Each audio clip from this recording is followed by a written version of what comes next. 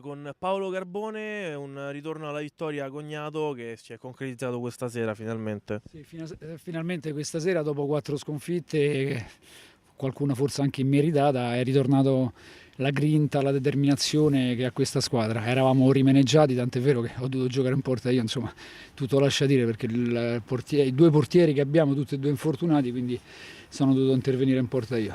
È andata bene, sono contento perché questa squadra ha veramente una grinta, una determinazione e un carattere che lo tira fuori al momento opportuno.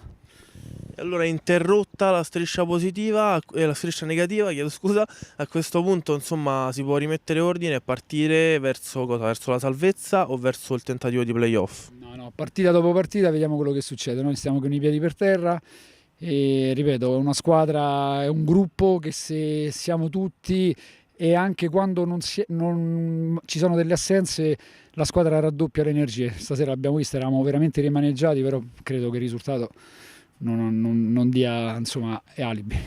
Perfetto, ringraziamo Paolo Grazie. Carbone.